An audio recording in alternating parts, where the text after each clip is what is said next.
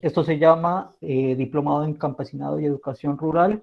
Este encuentro corresponde al módulo 1, el campesinado como sujeto de derechos, y las temáticas a abordar son sujetos, cultura e identidad en las prácticas campesinas y rurales.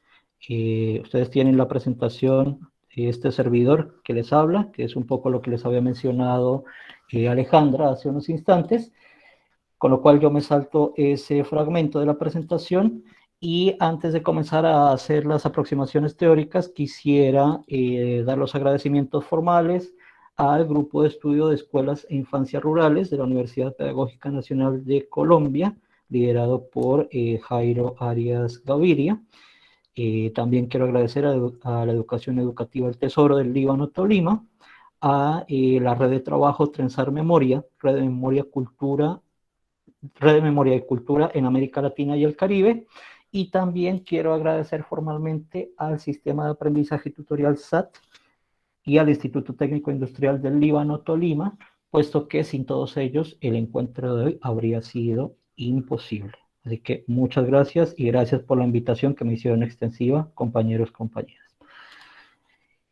Entonces, vamos a volver sobre algunos términos sobre los cuales estaremos trabajando a lo largo de esta reunión. Esos términos son sujeto, cultura, identidad, prácticas campesinas y rurales en relación con la escuela, puntualmente para el caso de Colombia, que es el contexto más próximo que creo que nos convoca a todas y todos el día de hoy. Comenzamos entonces con el primer término, que es sujeto, y para ello yo había pensado remitirme a algunos aspectos teóricos, dentro de los cuales se encuentra de entrada la definición que brinda Foucault con respecto a sujeto. Foucault es un filósofo muy importante para la tradición de pensamiento del siglo XX.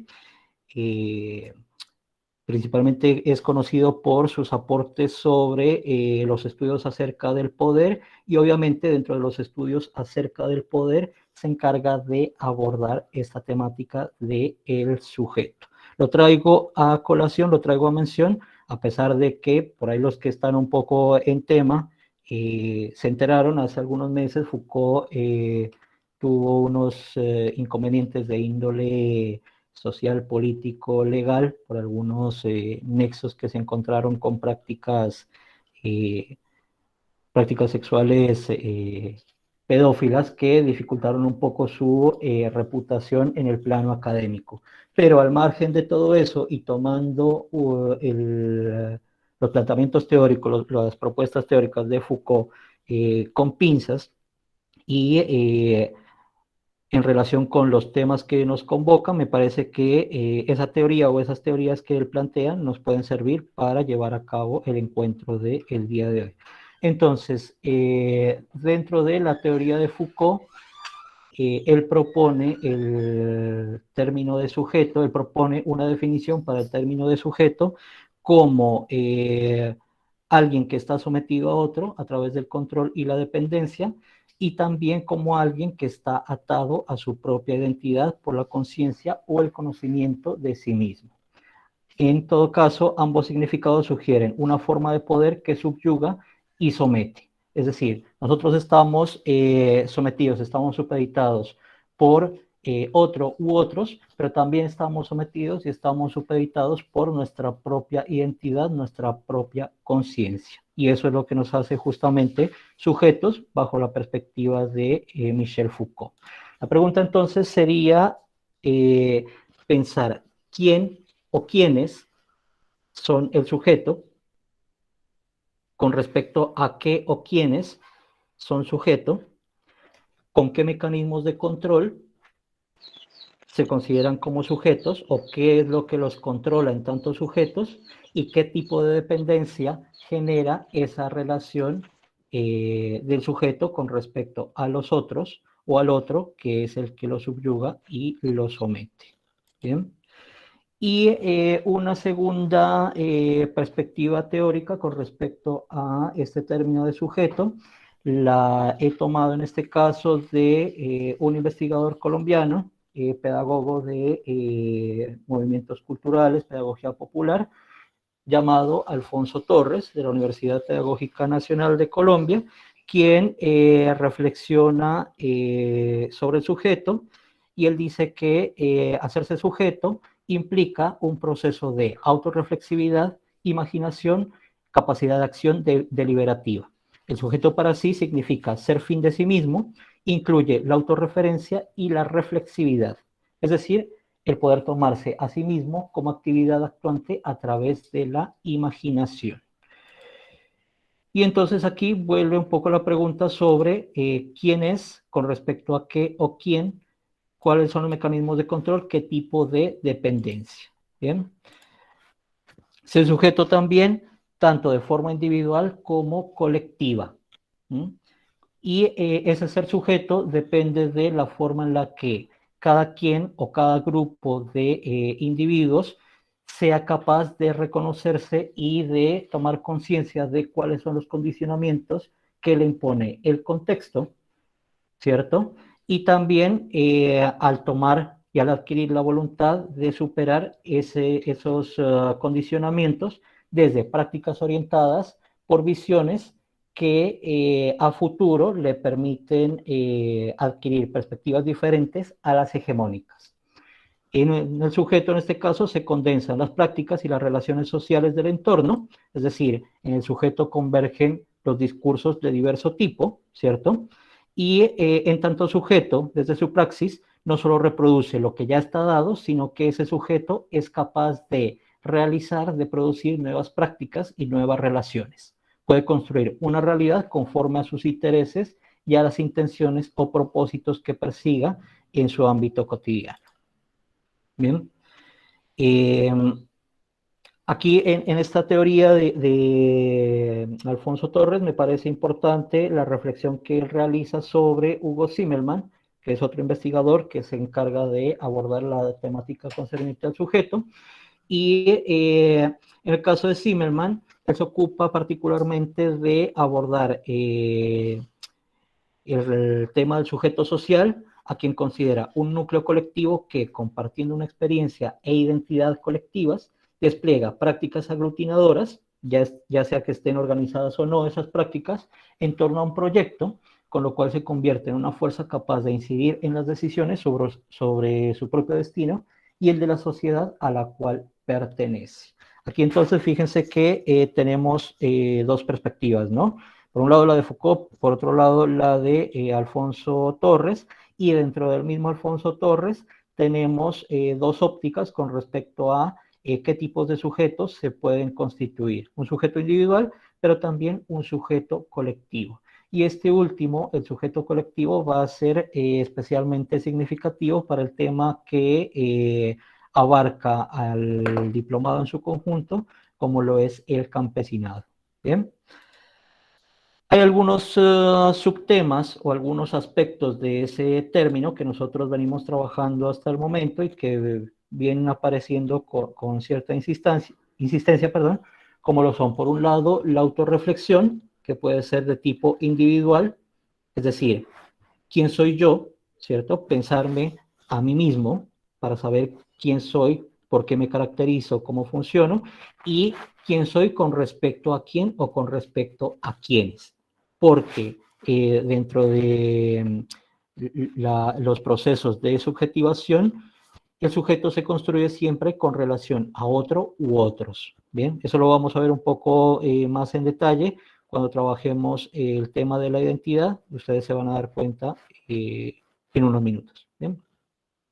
Y esa autorreflexión también puede ser desde lo social, es decir, desde lo colectivo, con lo cual la pregunta, en este caso, ya se empieza a formular en plural, es decir, ¿quiénes somos en tanto comunidad y con respecto a qué grupos o colectivos?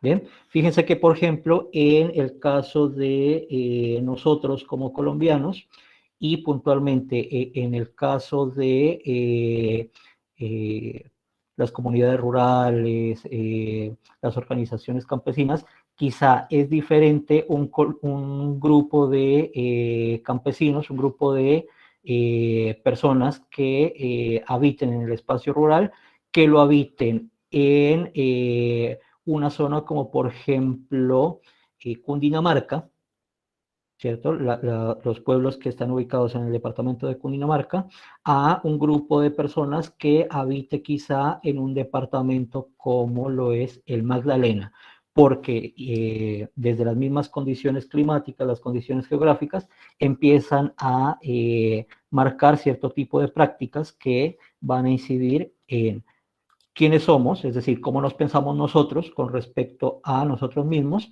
y cómo nos pensamos también con respecto a los demás colectivos que ocupan nuestro alrededor. ¿Bien?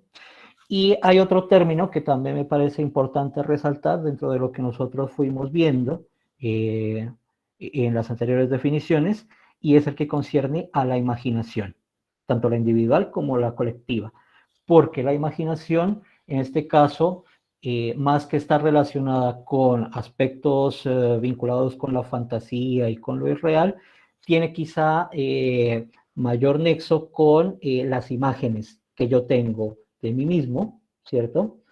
¿Qué imagen tengo de mí, ¿cierto? Cómo me proyecto yo con respecto al colectivo o los colectivos a los cuales pertenezco? ¿Mm? ¿Qué imagen tiene el colectivo o los colectivos a los cuales pertenezco sobre mi persona? Que también es importante. Acuérdense que habíamos dicho que el sujeto se define con respecto al otro o los otros. ¿Y qué imagen tiene el colectivo o los colectivos, dependiendo del caso, sobre sí mismo?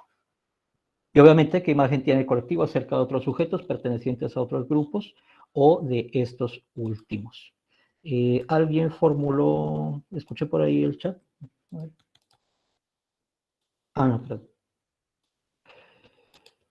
Seguimos. Y me parece importante resaltar esta temática de la imagen o este subtema, si quieren, de la imagen, porque esa imagen que yo tenga de mí mismo, tanto a nivel individual como a nivel colectivo, determina en buena medida la capacidad de acción y las formas que esta última puede tomar en contextos específicos.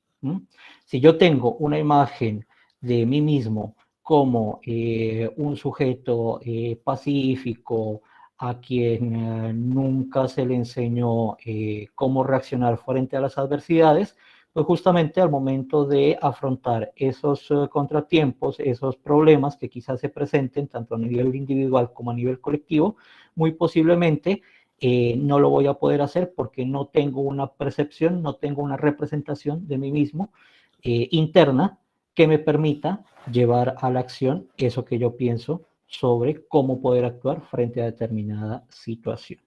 Esas son las aproximaciones con respecto a sujeto. Después, el siguiente término que yo había pensado trabajar dentro del encuentro de hoy es el que concierne a la cultura. Y aquí, en este caso, me pareció importante traer, dentro de los aspectos teóricos a tomar en cuenta, me pareció importante traer a colación la definición etimológica de la palabra cultura, es decir, históricamente cómo se define esa palabra. Cultura viene de cultivo, lo cual me parece que no es un dato menor por la temática general que nos convoca al diplomado, ¿cierto? Cultura como cultivo, y como palabra fundamental entra en composición con palabras específicas que determinan un poco más su sentido general, como por ejemplo agricultura, cultura del campo, ¿cierto? Piscicultura, apicultura, entre otros. Ya en un sentido un poco más amplio, cultura es un nombre adecuado para aplicarse a todas las realizaciones características de los grupos humanos, es decir, todo lo que hace cualquier ser humano en grupo se considera como cultura, y en, esos, en esas realizaciones están comprendidas el lenguaje, la industria, el arte, la ciencia, el derecho, los sistemas de gobierno, lo, los, la moral, ¿m? Las creencias religiosas, ¿m? Como también los instrumentos materiales o artefactos en los que se materializan esas relaciones culturales y mediante las cuales surten efecto práctico los aspectos intelectuales de la cultura. Es decir, qué cosas hago yo, ¿cierto? Como ser humano en conjunto que me permiten llevar adelante mi vida cotidiana.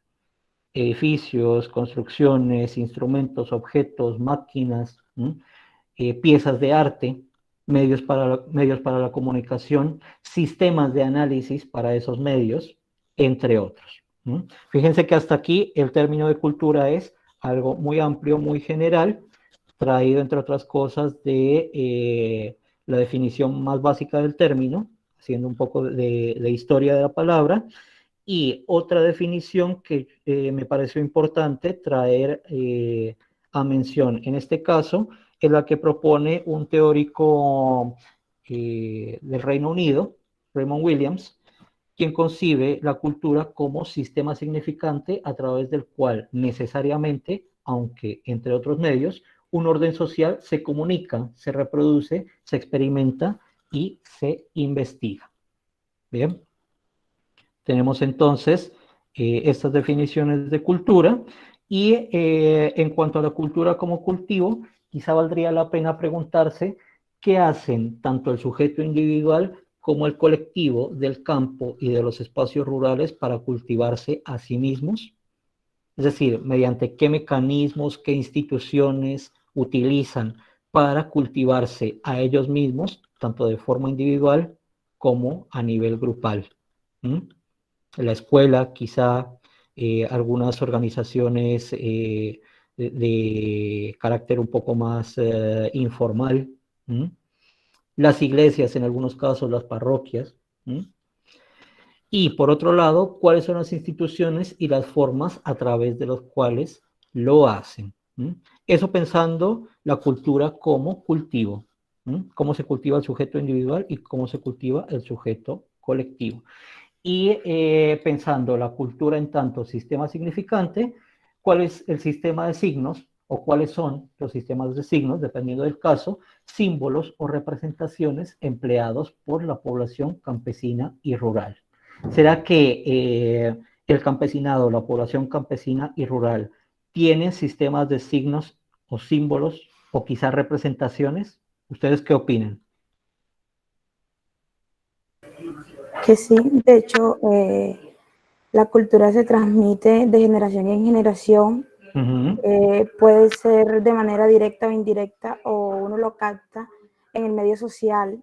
Por ejemplo, la cultura digamos que en mi pueblo hay una cultura de hacer chicha, y la hacen de diferentes formas. De la forma, ahora, digamos que la tecnología nos ha facilitado, pero de la forma cultural es muy diferente. Y uno aprende, yo aprendí viendo a mi abuela.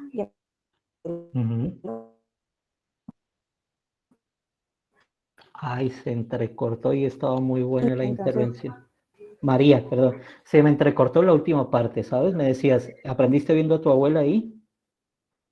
sí, aprendí viendo a mi abuela a cómo hacía la chicha, o sea, cómo dicen ellos que queda más rica, es verdad que queda rica, cómo queda más rica, cómo se conserva más, y eso es cultura, a pesar de que no nos lo están enseñando en la escuela, lo aprendemos en nuestro medio, de nuestros ancestros, esa es Muy nuestra bien. cultura. Hay cultura que se hereda por enseñanza, por práctica, de forma visual, escuchamos, y entonces la cultura es muy amplia, muy grande, está, de hecho, está en todo nuestro alrededor, nuestra forma de vestir, nuestra forma de hablar, nuestra forma de mostrar en nuestras representaciones como el baile, la música, mi forma de peinarme, mi forma de... Entonces, eso es Sí, cultura. Nosotros muy somos bien. cultura. Sí, sí, perfecto. Está muy, muy buena la intervención. Ahora, siguiendo un poco, espero que todos hayan escuchado la intervención de María porque de verdad está muy buena y nos va a servir para pensar lo siguiente. María, te hago una pregunta, perdóname. ¿De dónde eres? ¿De qué pueblo estás conectada en este momento? Bueno, yo soy líder social de la comunidad de Las Pavas, yo soy de un pueblito al sur de Bolívar Ujú. y estoy estudiando sociología. Perfecto, muy bien, buenísimo, interesante además. Ahora, a todos, fíjense que con la chicha pasa algo muy interesante y es que son varias las comunidades a nivel de América Latina que tienen la chicha como bebida de fermento, es decir, como bebida alcohólica para ciertas celebraciones, ¿cierto? Dependiendo del caso y dependiendo de los contextos, la chicha se prepara de determinada forma y se prepara para cierto tipo de fiestas, ¿verdad? Con lo cual, eso incluye también un ritual, toda una práctica que quizá no se aprende en una escuela o en una academia que se especialice en elaboración de tragos y demás. De pronto sí, como de pronto no. Es un poco más un proceso que se transmite de generación en generación, ¿cierto? Y tiene un significado, ¿cierto? Y eso también va tejiendo un sistema de signos, de símbolos y de representaciones empleadas por la población rural o campesina, dependiendo del caso, ¿cierto? ¿De qué forma se emplean y por qué esos signos? Otra pregunta que me parece que es importante formularnos cuando pensamos la cultura como sistema significante. ¿Cómo inciden en la configuración del sujeto individual y colectivo esos signos, símbolos o representaciones, ¿cierto? ¿Será que en el caso de la chicha, por ejemplo, que era el ejemplo que teníamos recién con la intervención de María, será que tomar chicha y elaborar chicha en una comunidad rural es lo mismo que elaborarla a las afueras de una ciudad como por ejemplo Bogotá? Porque en Bogotá también se elabora chicha, en la periferia y en los sectores aledaños también elaboran chicha. Las familias que en algún momento migraron del campo a la ciudad y trajeron esos conocimientos, esos saberes. Pero es lo mismo tomar chicha en estos contextos que tomarla en contextos quizá un poco más alejados del urbano, como lo son los pueblos y las comunidades rurales. ¿Ustedes qué opinan? ¿Tiene otro significado? ¿Se mantiene? Yo digo que sí tiene, o sea, otro significado, por lo menos en mi pueblo o en mi comunidad, la chicha se hace, como dice usted, en eventos especiales. Por Sí. ejemplo, nosotros tenemos una buena costumbre que es cuando alguien de la comunidad va a hacer sus casas, que bueno, es de palma de vino, entonces se hace la chicha cuando se va a empalmar la casa. Entonces yo cuando estaba muy pequeña yo me preguntaba por qué toman chicha, por qué hacen la chicha. Y mi mamá y mi abuela me explicaron, hija, es una tradición, es un compartir, es un agradecimiento a la comunidad por venir a ayudar a hacer la casa, se comparte la chicha. Entonces decían que la chicha unía a la comunidad. Ah, muy bien, interesante ese dato, porque fíjense que en algo tan Y diga, sencillo, sí, en algo tan sencillo como lo es la elaboración de una bebida, ¿cierto? Que se prepara para el gozo y para la celebración, también hay una práctica cultural que nos va configurando y nos va dando sentido a nuestras vidas y va tejiéndose como sistema de signos para nuestras prácticas culturales. Bien. Y de acuerdo con todas estas preguntas, siguiendo con las reflexiones que estamos haciendo, ¿hay espacios internos a las comunidades dentro de las cuales se encuentran ustedes en este momento que permitan analizar todos estos sistemas significantes?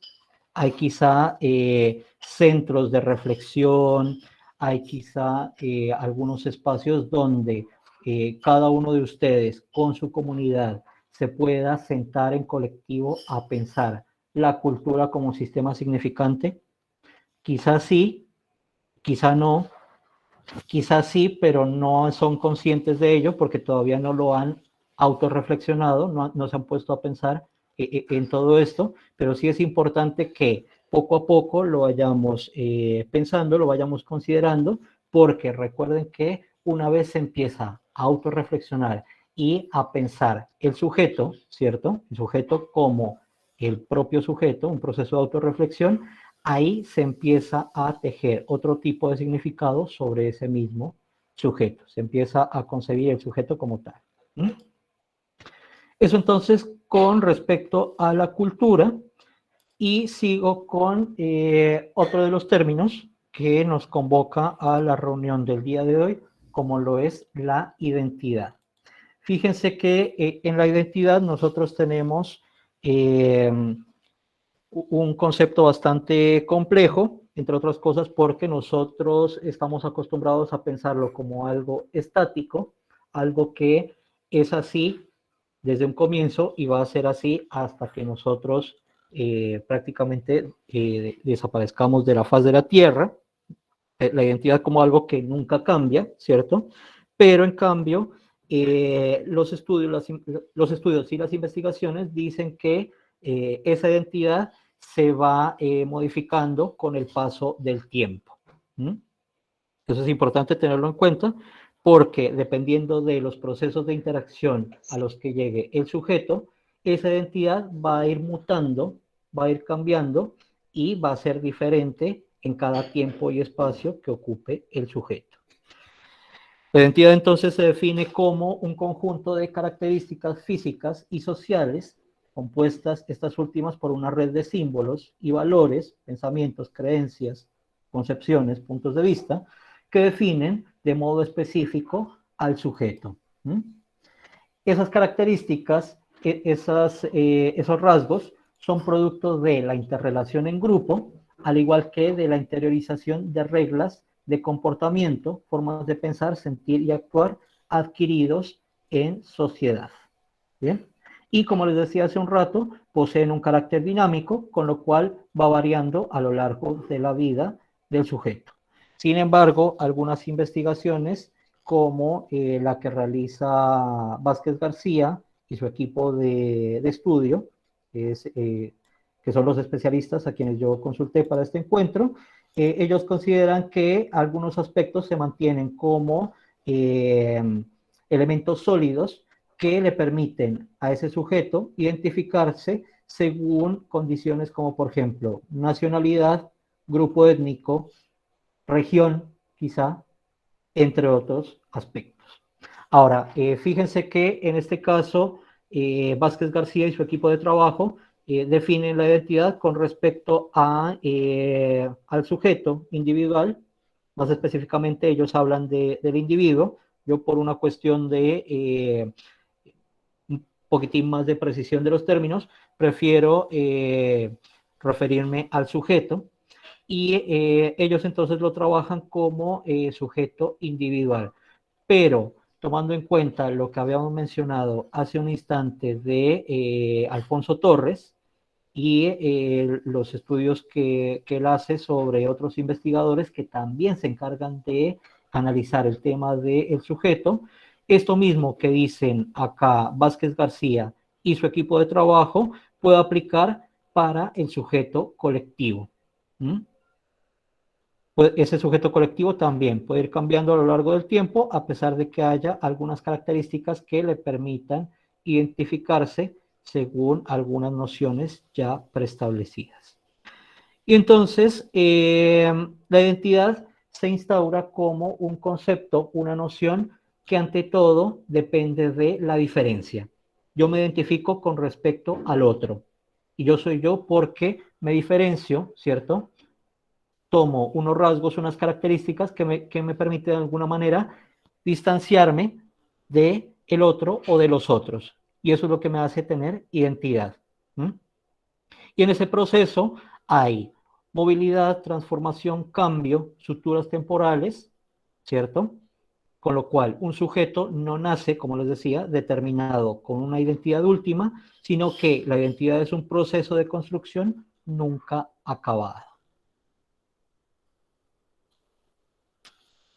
No sé si hasta ahí vamos claros. ¿Alguien tiene alguna pregunta? ¿Quieren comentar algo?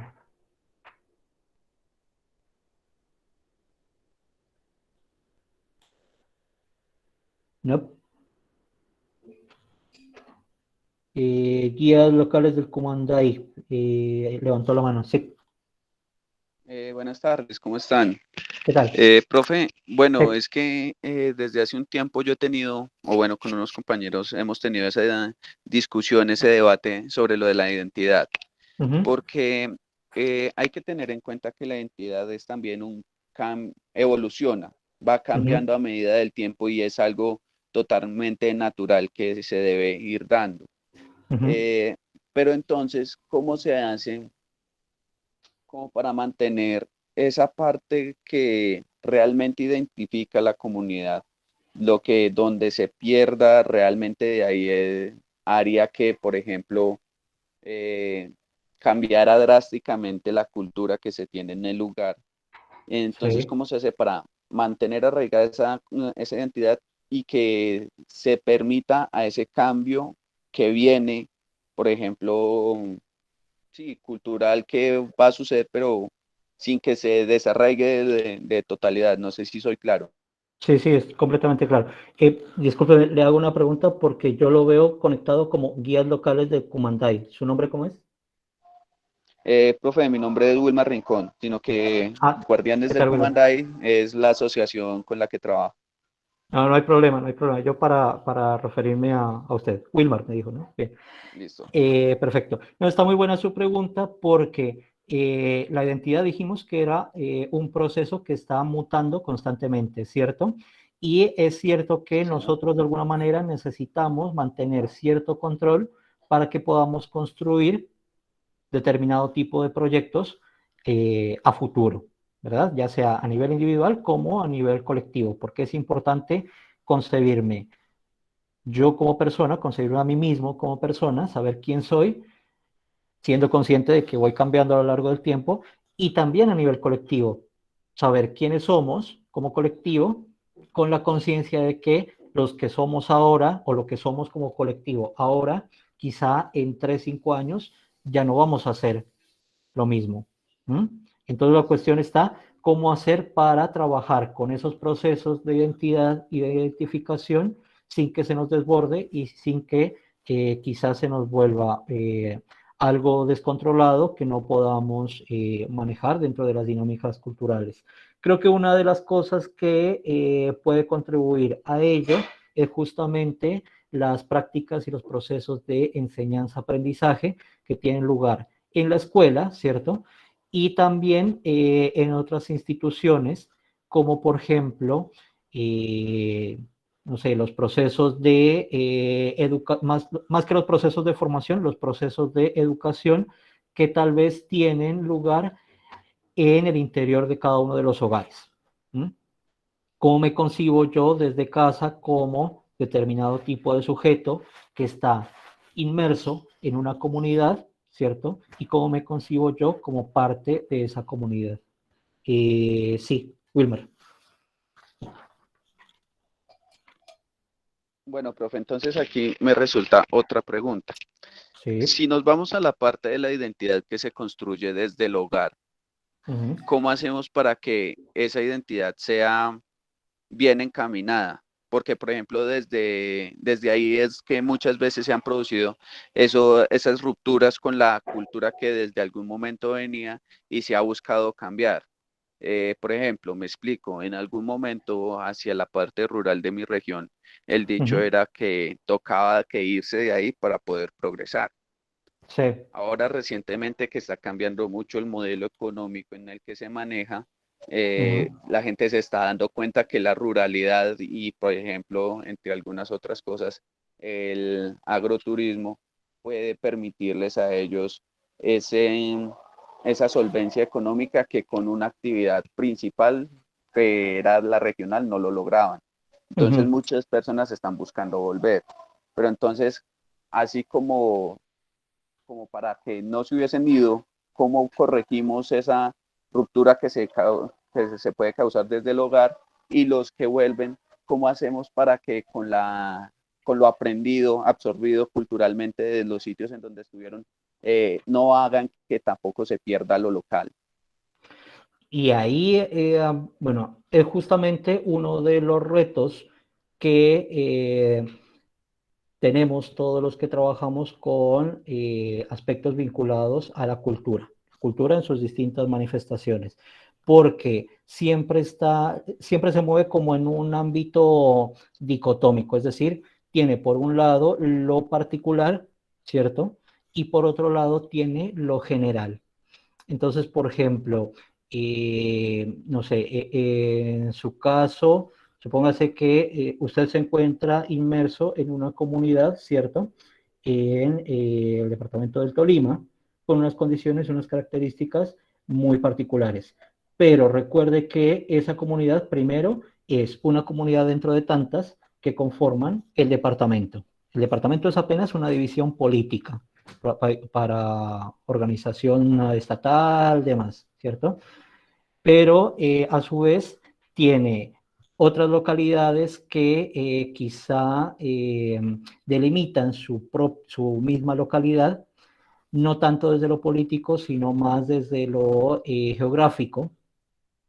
Quizá hay comunidades que están más por encima del nivel del mar y hay otras que están más por debajo del nivel del mar, y eso le marca también una perspectiva personal particular y una perspectiva de sujeto colectivo.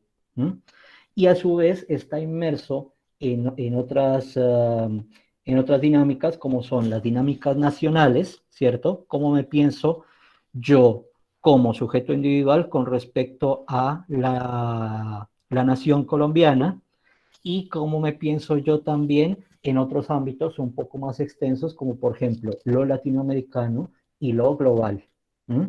Porque una cosa es pensarse uno dentro de un espacio, una comunidad un poco más pequeña, más circunscrita al ámbito departamental, regional, y otra cosa es pensarse uno con respecto a un ámbito mucho más continental e incluso global. Entonces uno siempre va a estar en juego como entre lo local, lo local particular, y los ámbitos un poco más extensos, más abarcativos, ¿no?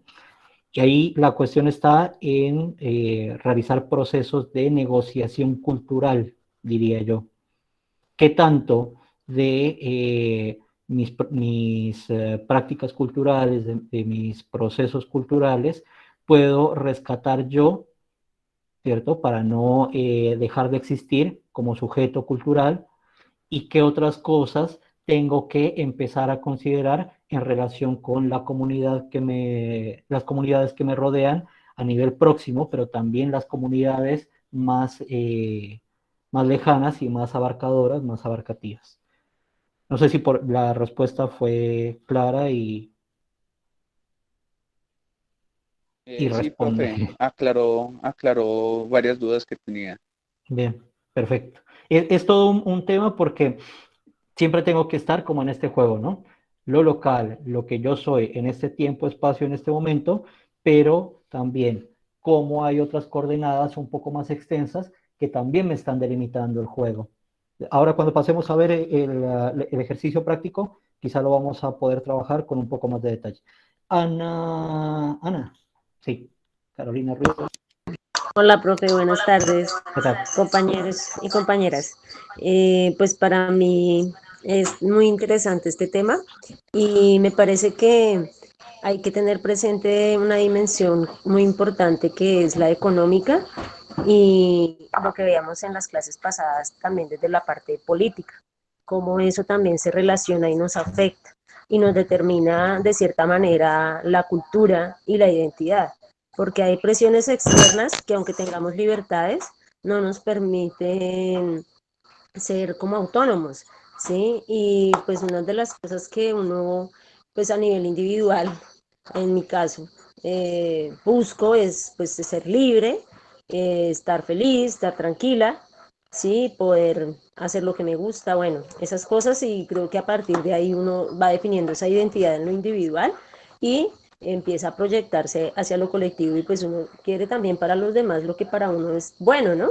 En ese sentido. Y en esa lógica uno se da cuenta que, por ejemplo, aspectos como los proyectos extractivistas que vienen a imponer lógicas y dinámicas en los territorios que someten la voluntad, la identidad y la cultura, porque es prácticamente cambiar todo, eh, le llevan a uno a reflexionar. Bueno, entonces, ¿qué hacemos frente a eso? ¿Cómo hacemos para que eso no nos afecte o lo podamos esquivar? No sé cómo lo vamos a manejar.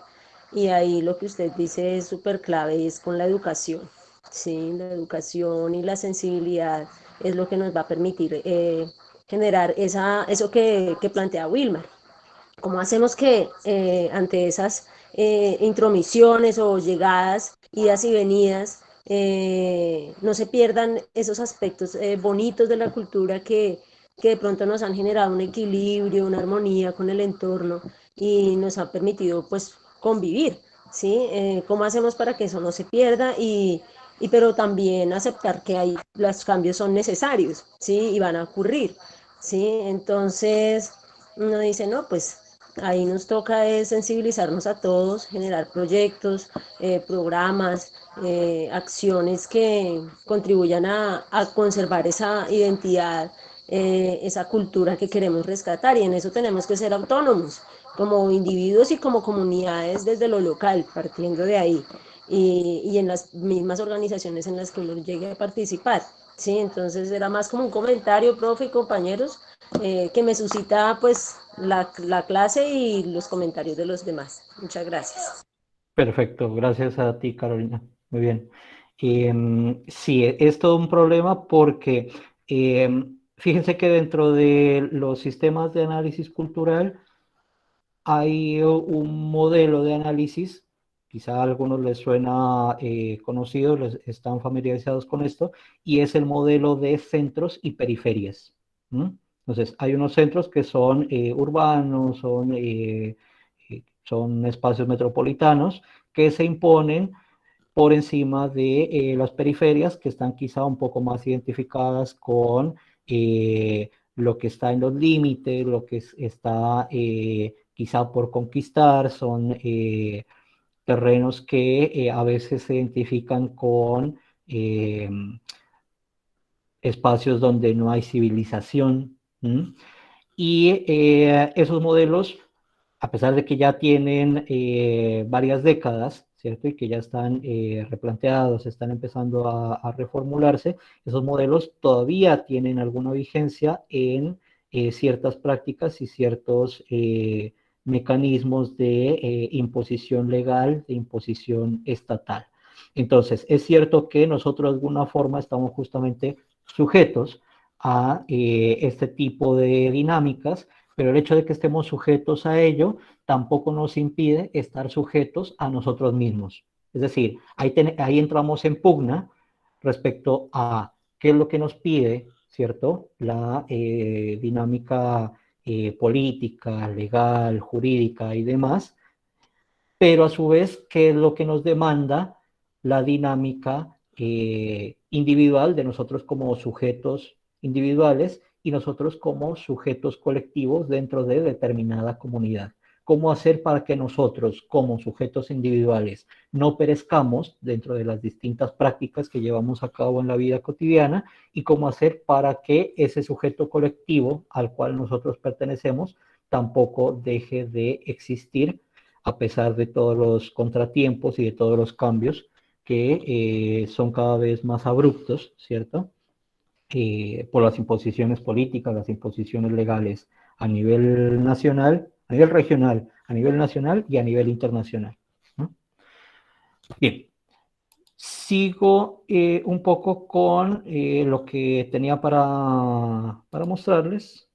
Voy a volver a compartir la pantalla.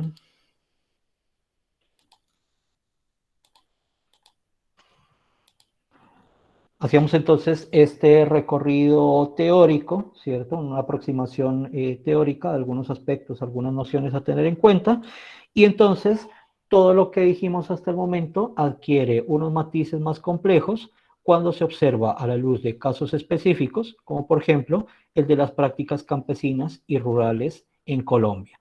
Entre otras cosas porque recuerden que por todo lo que venimos hablando, no puede haber y nunca va a haber, por más de que queramos y por más de que nos resulte difícil trabajar con esto, difícil en términos de se nos puede desbordar y no sabemos por dónde agarrarlo para que no desborde. Nunca va a haber un único sujeto de campesinado o un único sujeto de prácticas campesinas y rurales en Colombia, sino que por el contrario hay múltiples sujetos vinculados con el campesinado y con los espacios rurales en el país, ¿cierto? A manera de ejemplo, yo pongo el caso de lo que sucede en el departamento de Nariño, entre otras cosas porque por experiencia de vida es uno de los casos que yo más o menos conozco, de los que más o menos tengo cierto conocimiento. Y yo lo que tenía en este momento para mostrarles es En primera instancia, un primer acercamiento a Nariño. Fíjense que aquí estamos trabajando con mapas, en esta y en las siguientes 3 o 4 diapositivas, estamos trabajando con mapas que son en sí representaciones. Cualquier tipo de mapa es una representación de un espacio, un proceso de algo que está sucediendo, ¿cierto? En este caso es un mapa del departamento de Nariño, es decir, una representación de lo que es ese departamento, es una representación a nivel política. Y fíjense que quizás si nosotros lo vemos así como ustedes lo están observando en este momento, poco y nada puede decir con respecto a qué es Nariño, ¿cierto? ¿Dónde se ubica? ¿Cuáles son las características? Y demás. Pero si nosotros empezamos a darle otras características, como por ejemplo, en cuanto a lo físico, ahí ya notamos cierto tipo de precisiones con respecto a otros departamentos que quizá no tienen lo mismo. Ustedes pueden observar aquí algo que identifica al departamento, de Nariño, que es que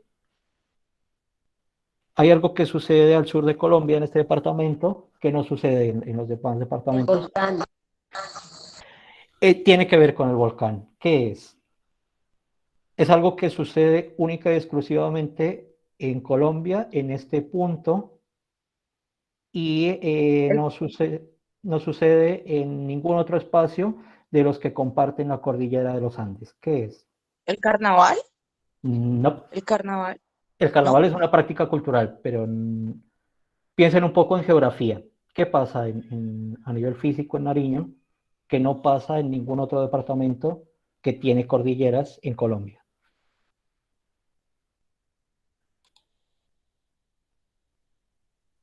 ¿No? ¿La salida del mar? ¿Tiene toda No. la parte de cordillera en la parte alta y esta parte baja en el mar? No. Bueno, igual todo lo que dicen es válido porque eso va demarcando de alguna forma ciertas características, ciertas condiciones del departamento, ¿cierto? Que en este caso estamos hablando de Nariño, después cada quien lo puede ver en su respectivo departamento. Pero a lo que yo me refería puntualmente era a lo que sucede con la cordillera de los Andes. Fíjense que hay un punto en el departamento de Nariño que se conoce como el macizo de los Pastos, donde la cordillera de los Andes se parte en tres, ¿cierto? Y es donde surgen la cordillera central, la cordillera oriental y la cordillera occidental.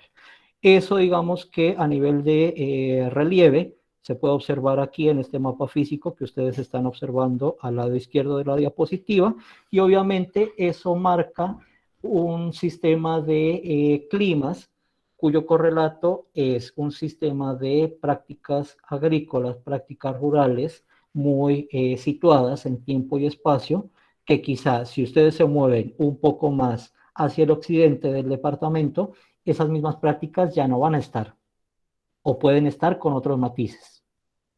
¿Mm? ¿Será que es lo mismo pensarse una comunidad rural a 2.800, 3.000 metros sobre el nivel del mar que pensársela a 300, 400 metros sobre el nivel del mar? ¿Ustedes qué dicen? No, es diferente. Es diferente. ¿Por qué? Uno, porque cada comunidad tiene diferentes los procesos,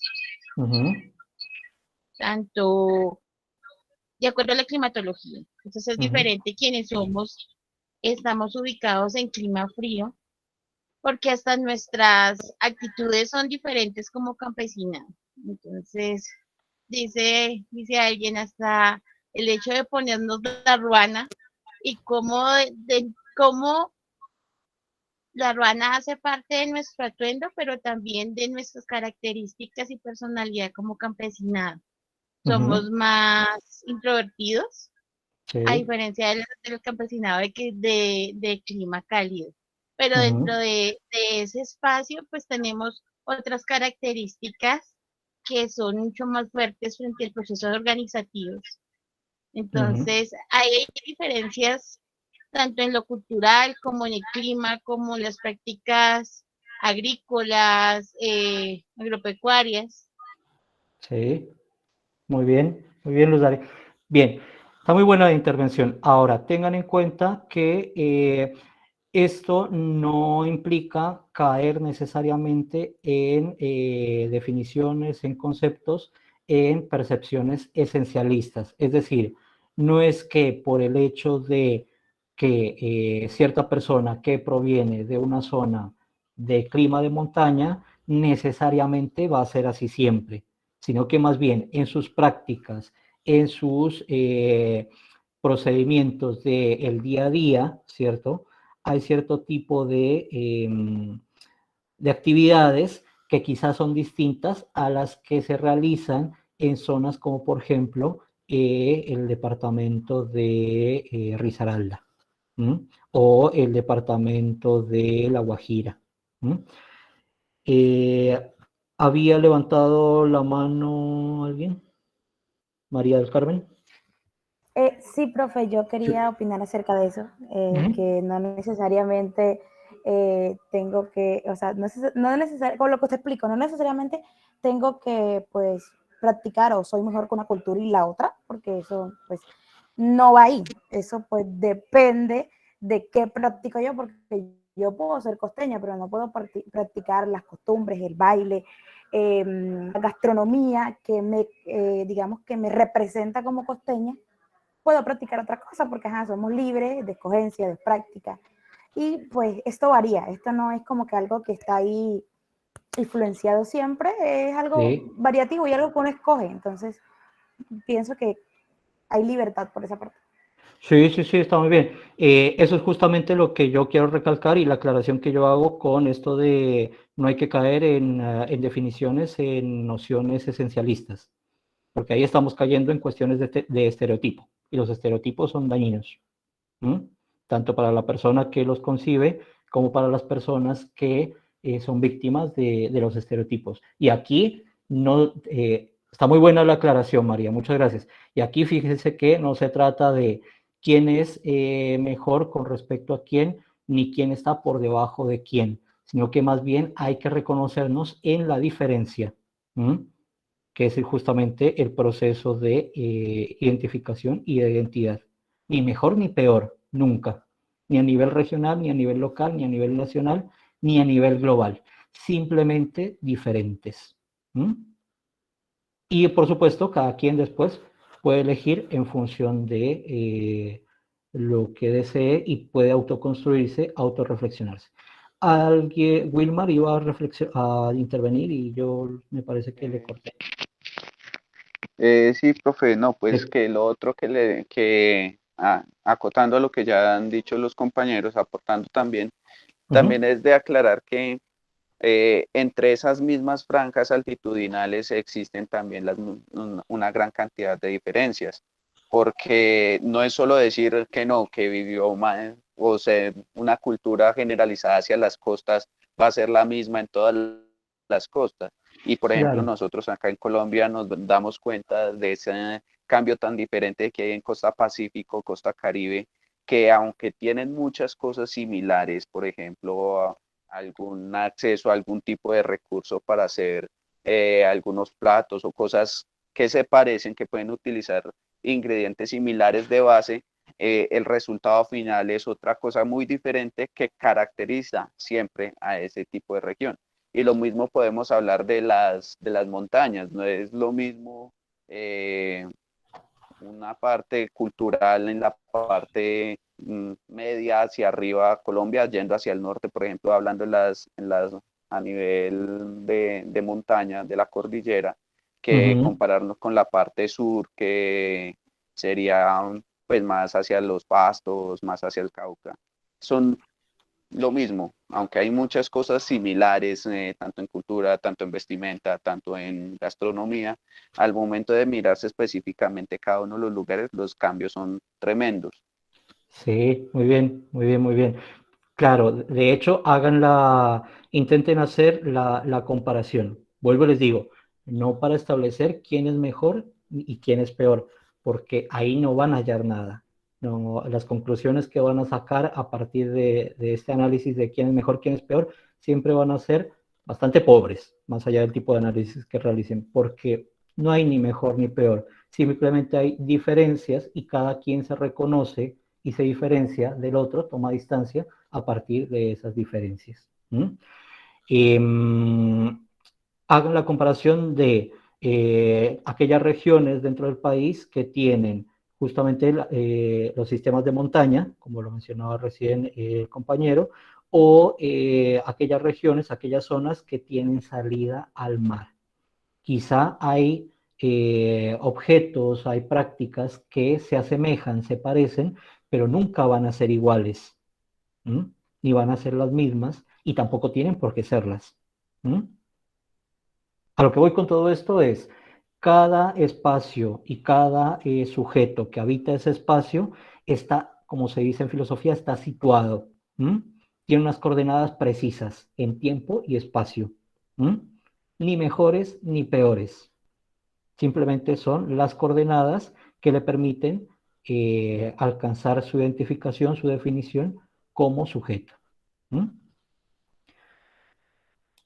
Sigo con la partecita que me falta mostrar y ya seguimos con una tanda de intervenciones. A ver.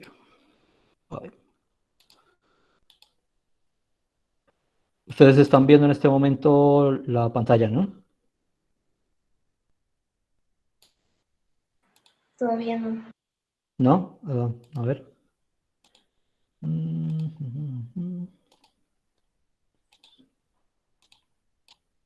Ahora me parece que sí. ¿Sí?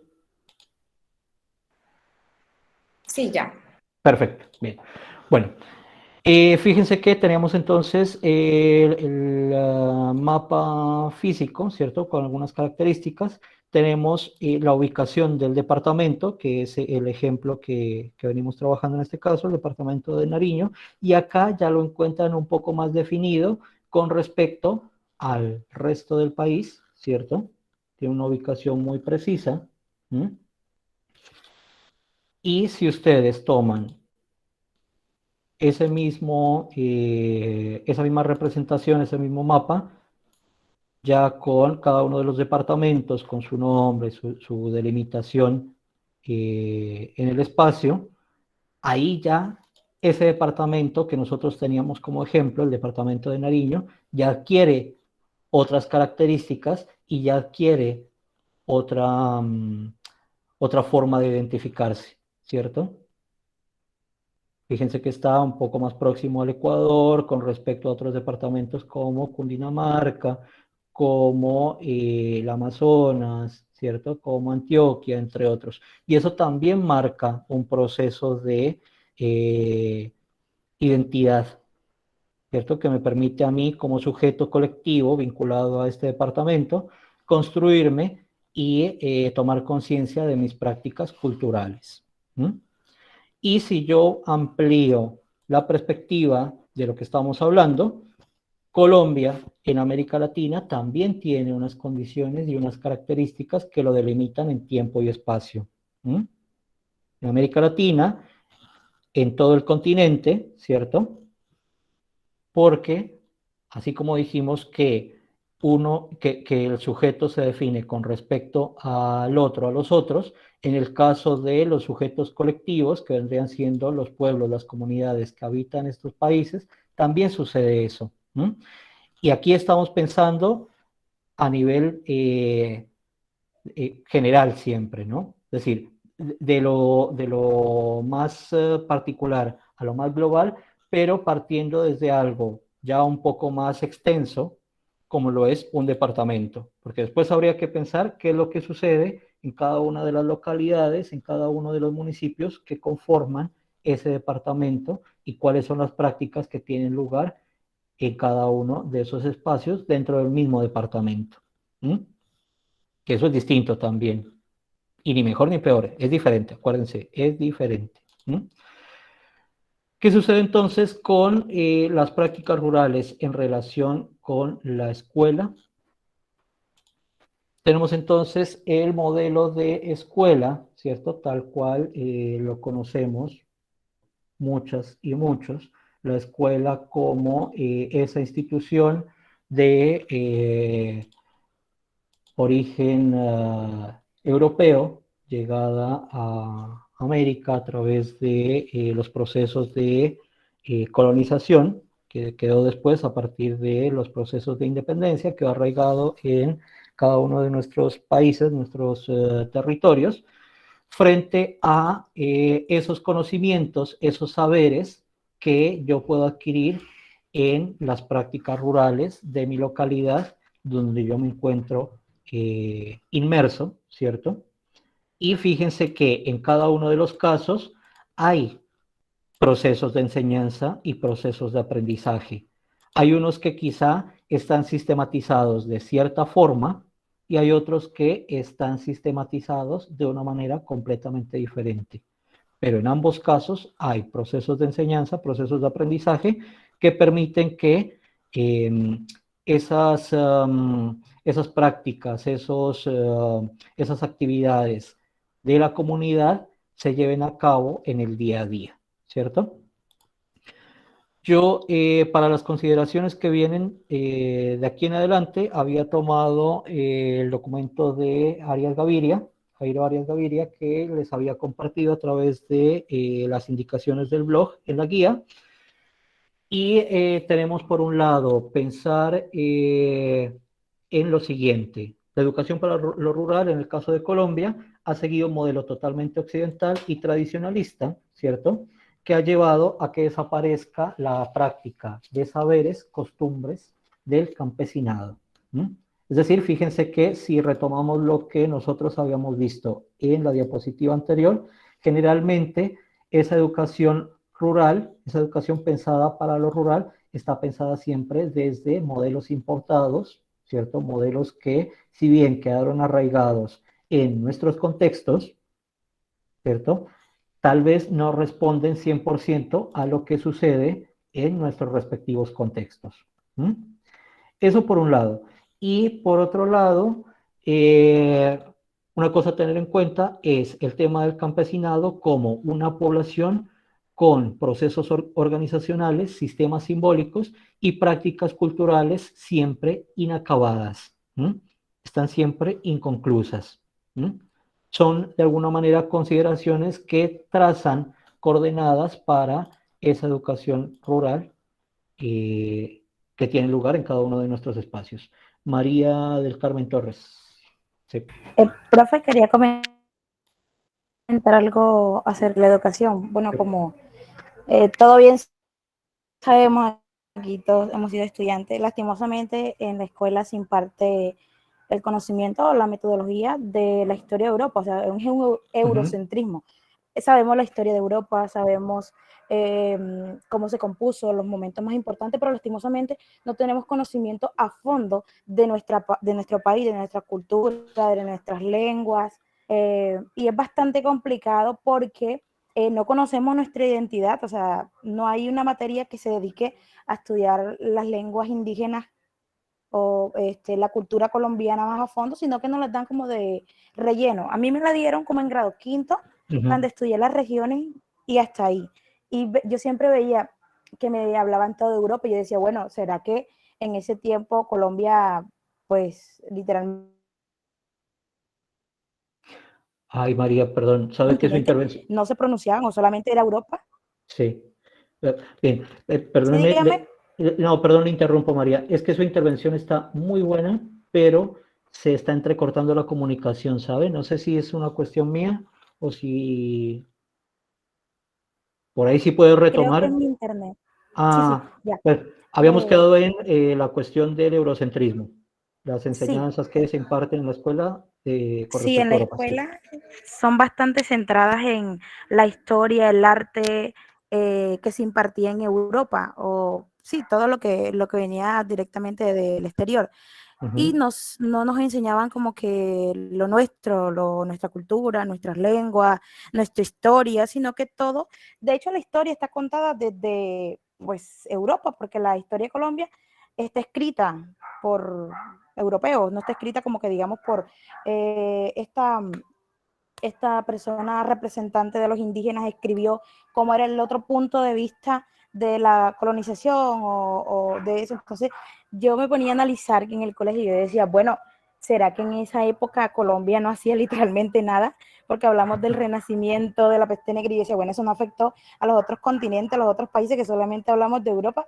Y el profesor me explicaba, no, mija, lastimosamente, la educación que nos han impartido, que nos han como que sometido, ha sido la europea, y este es el mismo método que se sigue practicando desde hace miles de años, y yo digo que deberían, desde la educación, buscarse mecanismos y formas de analizar más nuestra cultura, nuestra identidad, ponernos a repensar la historia y analizar la historia desde otro punto de vista, desde el punto de vista de los indígenas, desde el punto de vista de los afrodescendientes, que sería muy interesante porque ellos tienen un concepto súper distinto al que tenemos nosotros, porque nosotros nos enseñaron la historia que los europeos escribieron. Entonces, usted sabe que es muy difícil contar la historia desde mi punto de vista y no conociendo los otros puntos de vista. Entonces, me parece que eso en la educación está bastante complicado. Sí, sí, sí, sí. Y yo por ahí retomo su intervención, porque me parece que de verdad está muy buena y se la complejizo un poquito más. Es decir, le doy un poco más, le doy, como dicen acá en Argentina, le doy una vuelta más de tuerca y la pongo un poco más compleja en el sentido de, fíjese que hay algunas tradiciones que son propias de nuestro país, de algunas regiones con las que muchos nos sentimos identificados, que tienen su impacto, que tienen su tránsito, no solo a nivel regional de América Latina, sino que alcanzan a atravesar océanos y llegan a otras comunidades. Hace poco estaba, para un proyecto que estoy desarrollando de estudios, estaba observando el caso de Manuel Zapata Olivella. No sé si por ahí les suena, algunos lo conocen, quizá de sus clases de literatura colombiana. Si no lo conocen, bueno, no pasa nada. Es un antropólogo y escritor colombiano, de la región de la costa, justamente, y dentro de las distintas prácticas que realizó él para conocerse a sí mismo y conocer su propia cultura, llegó a recorrer distintas regiones alrededor del mundo. Dentro de esas regiones que él recorrió y a los sitios a los cuales llegó, decidió concurrir algún día a Senegal, en el África francófona, y se encontró con un presidente muy famoso dentro de los estudios literarios culturales, que se llamaba Leopold Sédar Senghor. Fue invitado por el presidente y el interés de Manuel Zapata Olivella fue justamente que él participara dentro del Congreso de Tradiciones Africanas que tuvo lugar en los 70s, pero a su vez el interés de Manuel Zapata Olivella de ir allá era justamente ir en busca de sus raíces, de sus tradiciones, que él sabía que habían arraigado en la región de la cual él era oriundo, en Colombia, pero que él sabía que no eran de ahí, sino que venían de otro lado. Y se hizo todo el viaje y se hizo todo el trayecto. Eso está documentado en distintas revistas, en distintos medios de divulgación científica, pero lo que yo me pregunto a todas estas, y aquí va la complejización del comentario de la compañera, es ¿qué tanto sabíamos nosotros de todo eso que le pasó a Manuel Zapata Olivella, en todo eso que él hizo y en todos los trayectos que él recorrió? Creo que poco y nada. Y de hecho es una figura que si uno no se dedica a estudiar literatura colombiana con mucho detenimiento, es una figura que tiene su importancia, tiene su relevancia, pero de alguna manera pasa como por un segundo plano. Sí, es verdad, profesor. Sí, es verdad. De hecho, creo que se estudian más los escritores, los filósofos de afuera que los del propio país. Son pocos los que se estudian de aquí mismo. Sí, y así como pasa con los filósofos, los escritores, pasa también con unos personajes que quizá a muchas y muchos, por el tema del diplomado y el tema que nos convoca hoy, quizá son unos agentes culturales que les pueden empezar a llamar mucho la atención, como lo son los folcloristas, aquellas personas que se dedican a hacer estudios del folclore. ¿Mm? A nivel regional, a nivel local, a nivel regional y a nivel nacional. ¿Mm? Muy poco se sabe de eso, pero sí se sabe de quién fue, no sé, Descartes o Descartes, como se le dice en francés, quién fue Kant, ¿Mm? Quién fue Foucault, que hace un rato lo citábamos. ¿Mm? Es todo un tema esto, todo un tema. Beru y Bacache, les doy la palabra y después va a Luzari Moreno.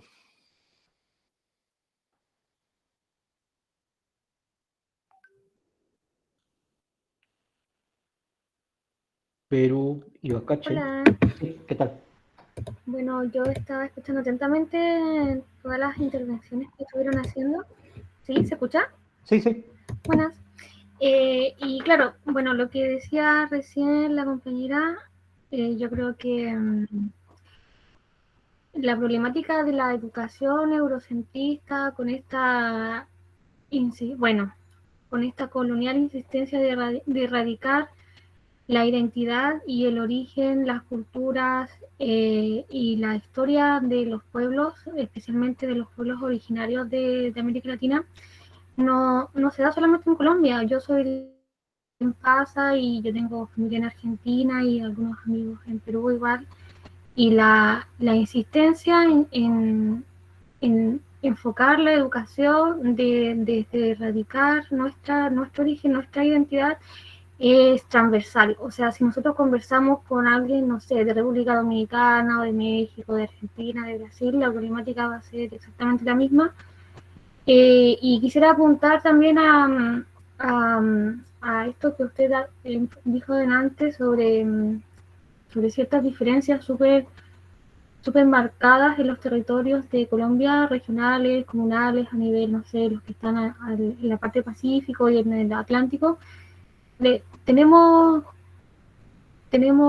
sin darnos cuenta, tenemos las mismas problemáticas a nivel latinoamericano, simplemente que con diferentes matices nomás, pero en general son muy parecidos.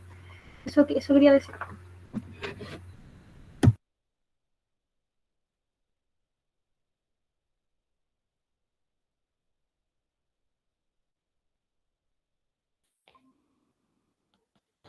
Hola, ¿me escuchan?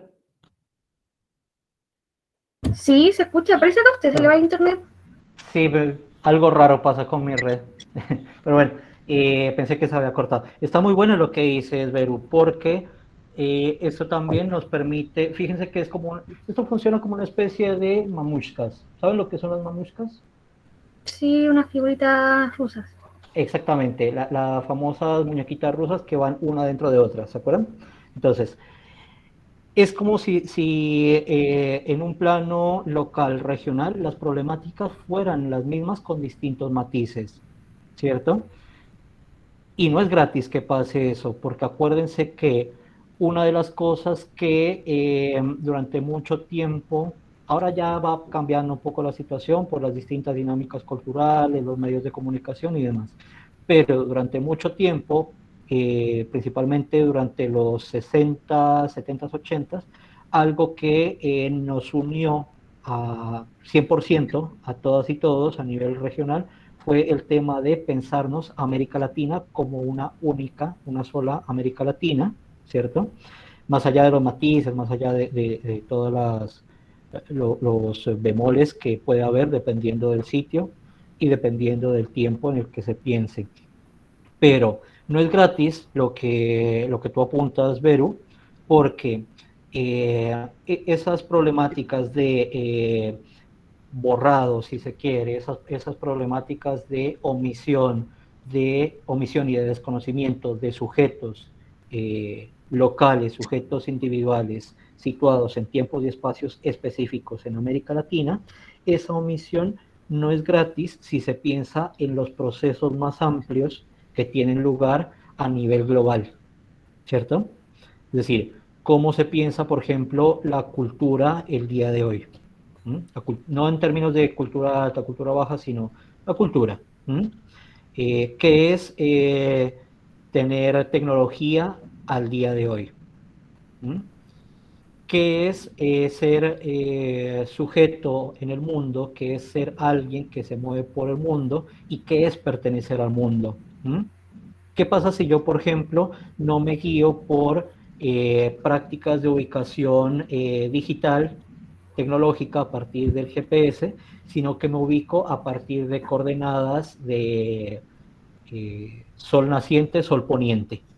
¿Qué sucede en ese caso? ¿Y lo voy a poder hacer? Sí, seguramente sí. ¿Me va a quedar fácil todas las veces? Y no sé, porque depende un poco de la visibilidad, etcétera, ¿cierto?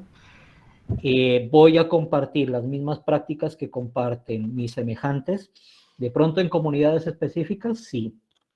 Pero si yo quizá intento hacer eso en ambientes un poco más urbanizados, más vinculados con prácticas metropolitanas, y ahí ya se me va a dificultar un poco, porque posiblemente las personas que son mis semejantes empiecen a hacer cierto tipo de desconocimiento con respecto a lo que yo estoy haciendo y empiezan a desconocerme también. ¿Mm? Todo esto es lo que pasa cuando yo pienso lo local con respecto a lo regional, lo global. Las prácticas locales, las prácticas regionales, las prácticas globales.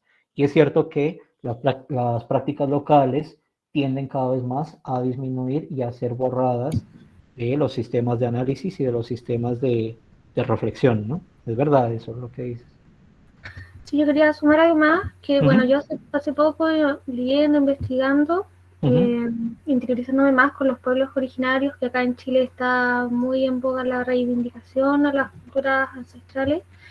Me di cuenta, me enteré que en Latinoamérica la lengua originaria más hablada es el quechua.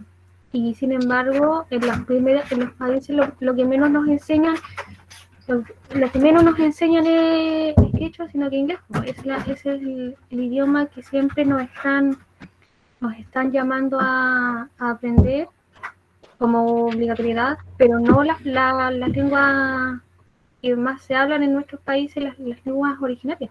Claro. Y también hay un llamado, ¿cierto?, a erradicar estas lenguas, porque finalmente los pueblos ancestrales están en una constante lucha de mantener sus idiomas para prevalecer su cultura y poder diferenciarse. Muy bien, sí, sí, está muy buena la observación, pero además, eso digamos, pensándolo ya en cuestiones muy específicas y muy particulares de los pueblos originarios, que está muy bueno, de hecho, está muy bien la observación que haces. Ahora, yendo un poco más a cuestiones de la modernidad y de lo que pasa a nivel de lenguas en América Latina en nuestros tiempos. Piensen en cuántas escuelas, en cuántas instituciones educativas de América Latina es oficial y obligatorio la enseñanza del portugués.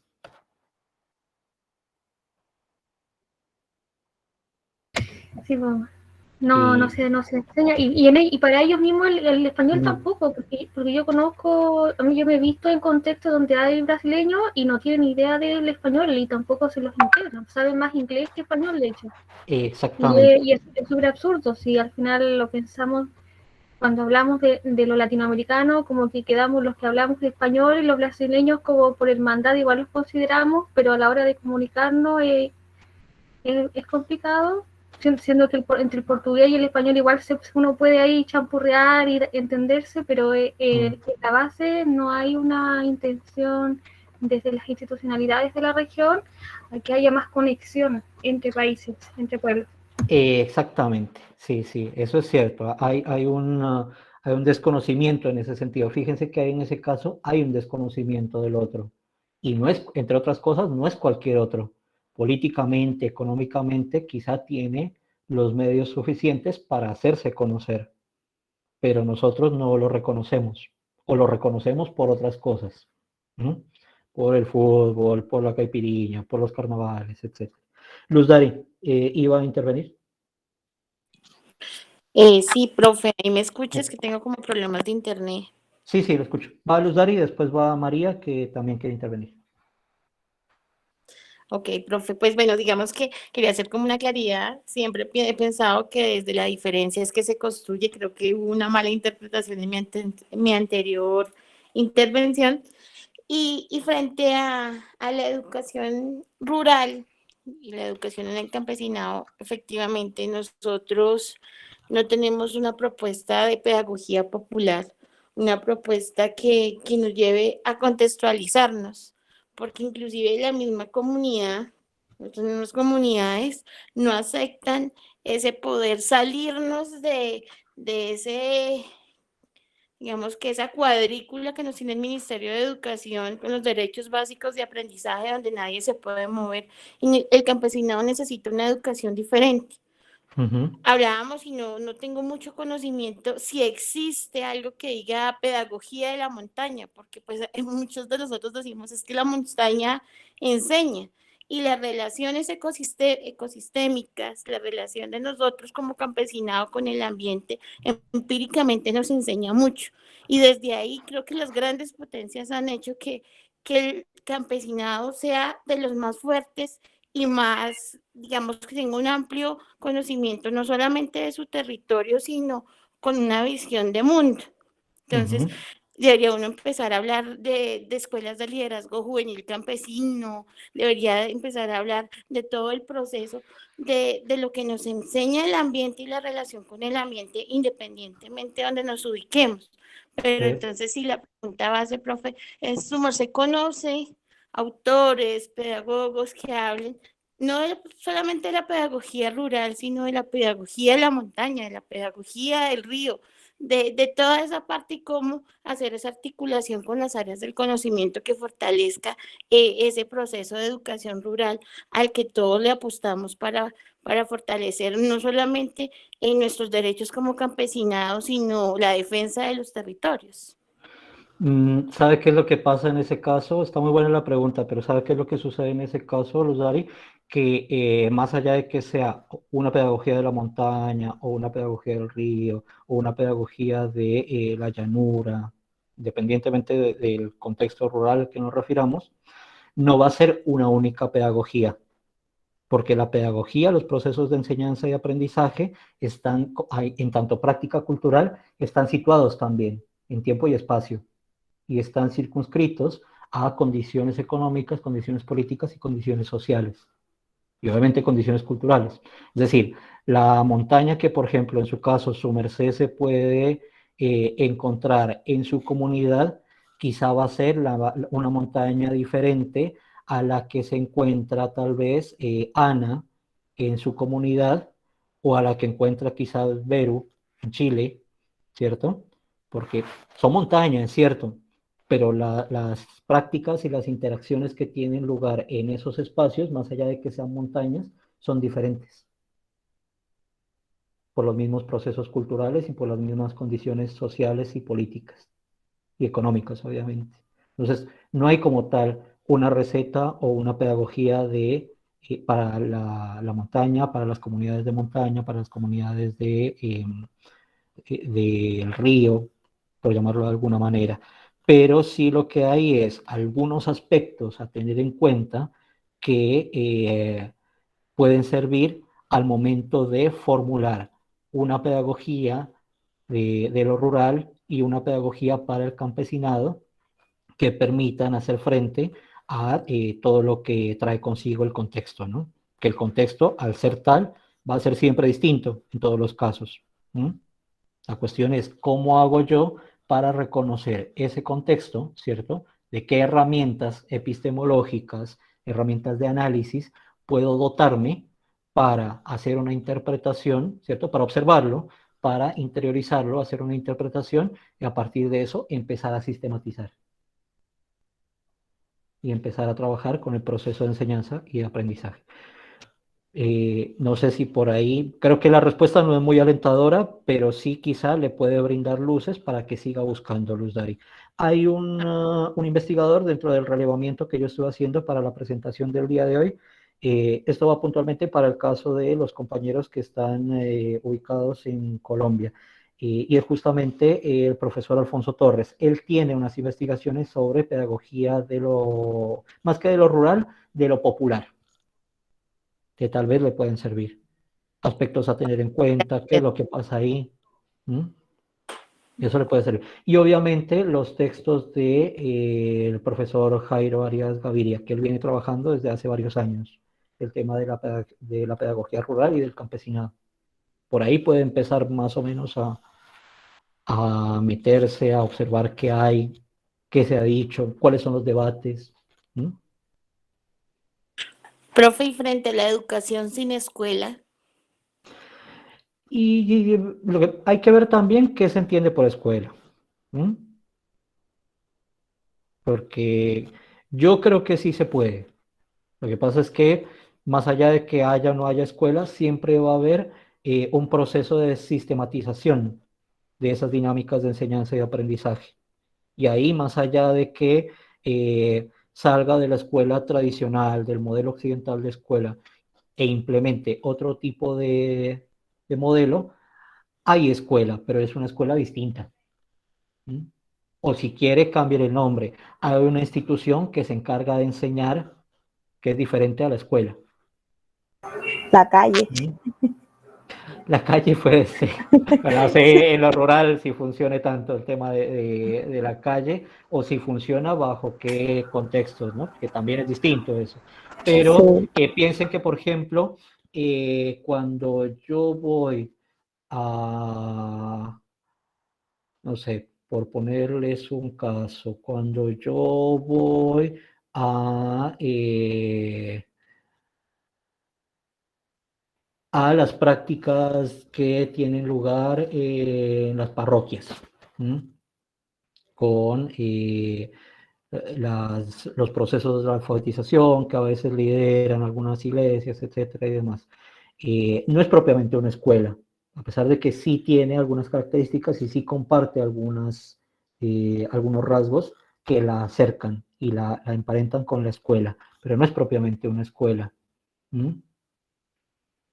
O piensen, por ejemplo, en todos esos conocimientos, esos saberes que en algunas agrupaciones, en algunas comunidades, tienen lugar los fines de semana cuando se juntan a pensar cómo van a hacer para sacar la cosecha a la venta en los pueblos y en las ciudades. Ahí también hay un proceso de sistematización y eso también es enseñanza y la persona que está recibiendo esos conocimientos también está aprendiendo. María, iba a intervenir y yo lo corto. Sí, profe, de hecho, como usted dice,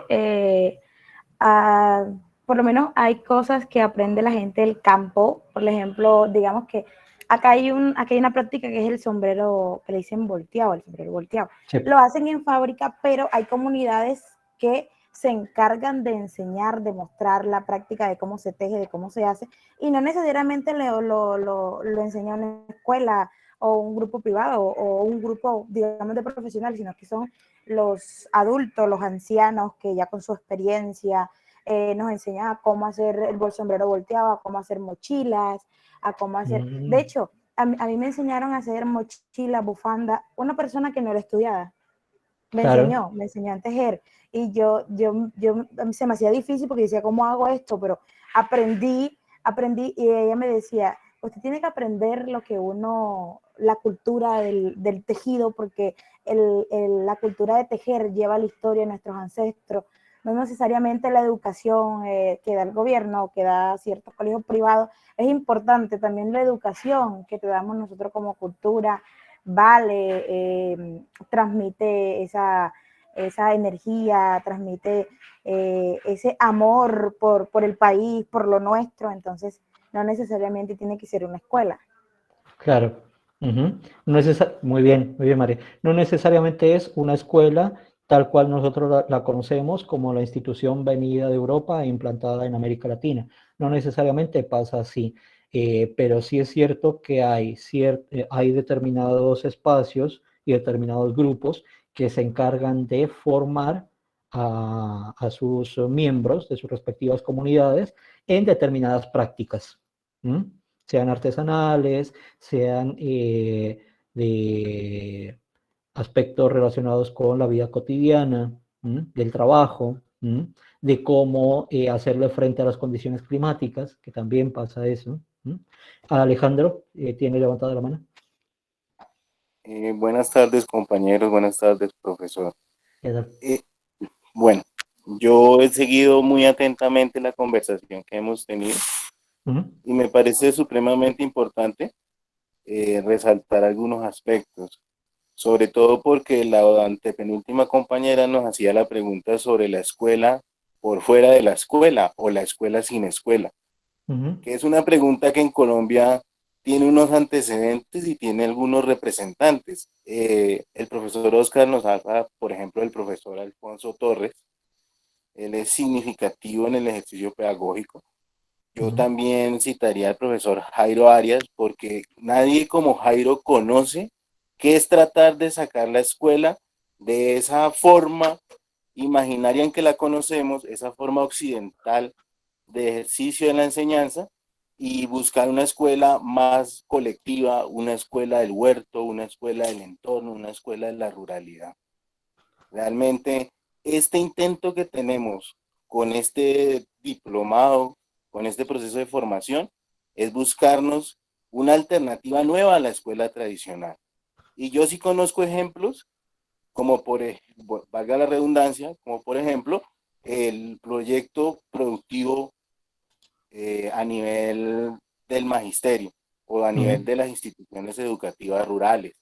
En el proyecto productivo uno le puede dar enfoque rural al conocimiento de las prácticas de la cotidianidad. Entonces es la comunidad la que nos va a decir qué es lo que vamos a hacer, ¿sí? ¿Y por qué? Porque tenemos diagnóstico social comunitario y a través de ellos podemos plantearnos unas alternativas a las necesidades de la comunidad. Entonces, ¿qué hacemos? Llevamos a los niños a crear el huerto familiar escolar, en donde tenemos una simbiosis, una mixtura entre la familia y la escuela. Entonces, el niño aprende tanto de la necesidad del cultivo como de por qué se cultiva, su relación con el entorno y además con algo muy fundamental, con los sistemas de alimentación locales, en este caso de las veredas a las que comprende el departamento del Tolima. Cada experiencia es diferente, profe. Importantísimo comprender el concepto de cultura, concepto de identidad, cultura como cultivo, porque estamos en el enfoque de la ruralidad, ¿no? Entonces, el labrador, el campesino, el que está en sus labores de cultivar, es el que nos ayuda a forjar la identidad, ¿sí? Y gracias a que se da ese desarrollo de la capacidad de las manos, de hacer, el cultivarnos y bueno, otras formas clásicas del desarrollo. Me gusta el concepto de la escuela popular, ¿sí? Yo creo que un antecedente epistemológico es Paulo Freire, ¿sí? Pero hay un colombiano que casi no se lee, pero que también es recomendable en el análisis, sería Estanislao Zuleta, ¿sí? Sí, tienes razón. El profe, no, tranquilo.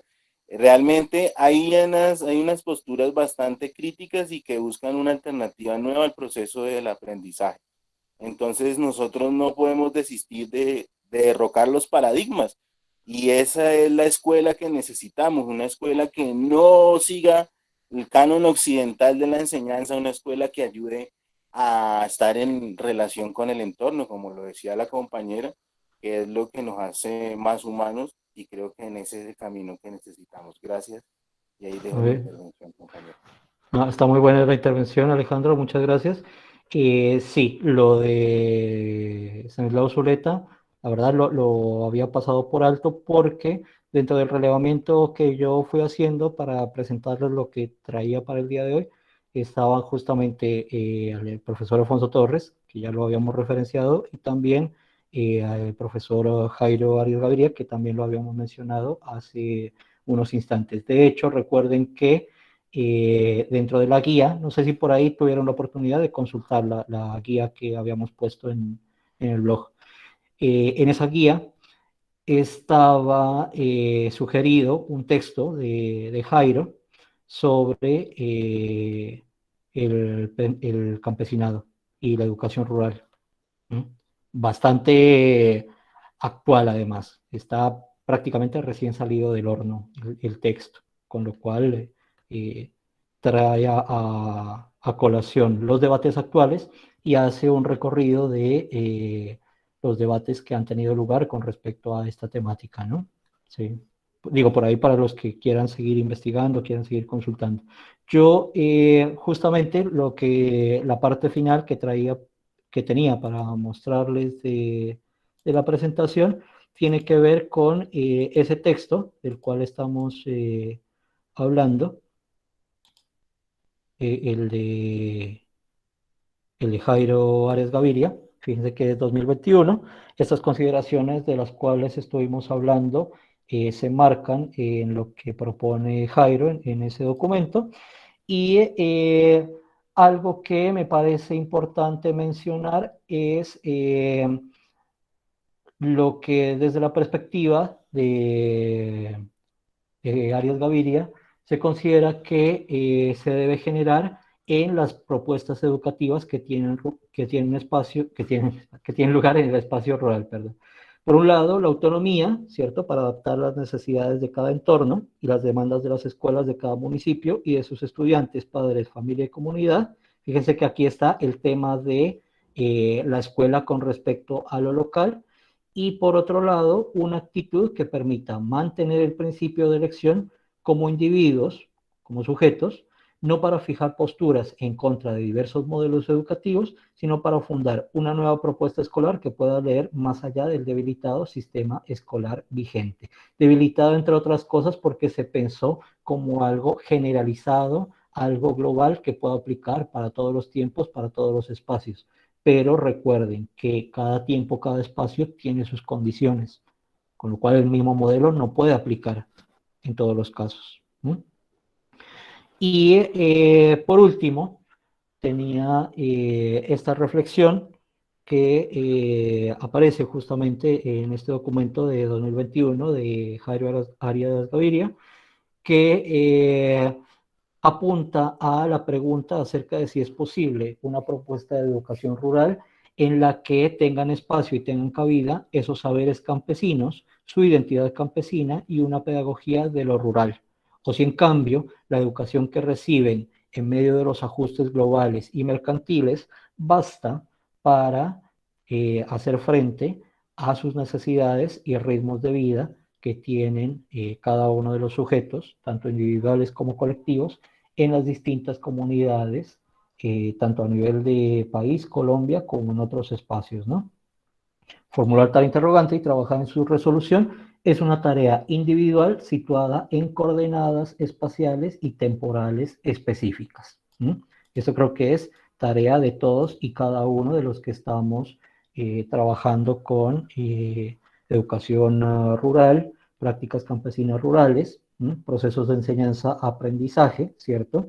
Y cómo las prácticas culturales y esas dinámicas, esas actividades que tienen tiempos y espacios muy específicos, tienen cabida en los procesos educativos, ¿no? Yo, de mi parte, termino con esto. Bueno, acá encuentro las referencias, muchas gracias. No sé si a manera de cierre, bueno, quedó pendiente la actividad de la reflexión. No sé si tuvieron la oportunidad de trabajar con la guía que yo había propuesto para el desarrollo del encuentro. ¿La vieron? ¿Alcanzaron a ver los videos? ¿Alcanzaron a escribir? Si sí lo hicieron, perfecto. Si no, digan tranquilos, comenten si lo vieron, si no lo vieron.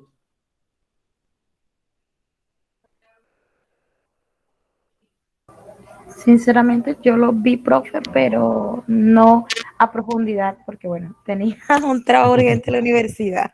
Soy sincera, es verdad. Tenía otra clase en la universidad y dije, esto lo voy en la noche. Y me dormí. No, no hay problema, no pasa nada, no se preocupen. No hay problema con eso. Estaba planteado simplemente como un ejercicio para trabajar el día de hoy. Si no lo hicieron, no pasa nada. Si lo quieren hacer y se sienten motivados para llevarlo a cabo, perfecto. Si no, no hay problema. Sí, por ahí es importante que dentro de lo que está planteado en la guía, piensen siempre en escribir. Escriban. ¿Profe? Sí. Profe, hola. ¿Qué Sí, tal? aquí todo bien. Vale. Yo soy de Chile, vivo en zonas rurales. Bueno, yo leí el texto, vi los videos, me gustó mucho el texto, la verdad. Creo que profundizó como introductoriamente también, como de una manera muy amable y reconociendo como lugares para comprender por qué también, y a propósito de lo que hablaban como nivel latinoamericano, estos momentos quizás históricos que puede vivir el campesinado en los diferentes lugares también a veces son comunes, porque creo que desde lo que leí, que es como desde el caso de Colombia, también hay cosas que suceden acá. Por ejemplo, quedé pensando en el tema de cuando se habla de identidad, pero desde los límites. Por ejemplo, con los temas de la identidad desde la nación, por ejemplo. Y como también cuando uno habla de nación, comprende que el Estado-nación también puede tener sus falencias cuando intenta homogeneizar las identidades. Entonces, eso es muy cierto. Creo que acá, en el caso por lo menos de lo que identifico acá en Chile, bueno, Chile en los años 80, 70, con el movimiento popular, antes de los procesos de dictadura, estuvo mucho el campesinado, el movimiento campesino estuvo acá en estos sectores. Entonces aquí hay una historia también de la que se puede relatar.